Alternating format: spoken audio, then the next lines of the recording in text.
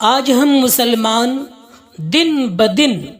بے دین ہوتے چلے جا رہے ہیں۔ آج ہم مسلمان نام کے مسلمان رہ گئے ہیں۔ ہم کو یہ بھی معلوم نہیں کہ اسلام اور ایمان میں کیا فرق ہے، کلمہ طیبہ اور کلمہ شہادت میں کیا فرق ہے، ایمان مجمل کیا ہے اور ایمان مفصل کیا ہے، ایمان اور اسلام میں کن کن باتوں میں فرق ہے،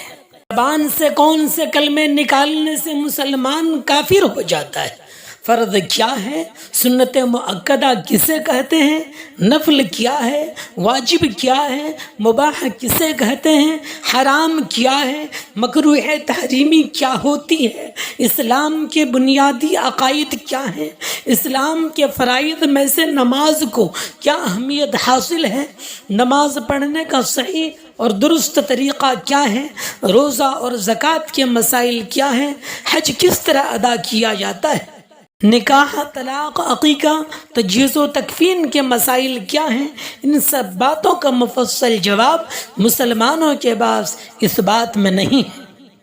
سنت و شریعت کے مطابق زندگی گزارنے کے سلسلے میں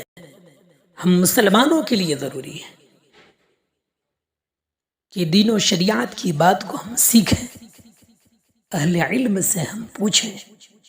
ان کے سامنے زانو تلمذ طے کریں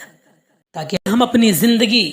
شریعت و سنت کے مطابق گزار سکیں۔ اللہ تعالی ہم سب کو عمل کرنے کی توفیق عطا فرمائے۔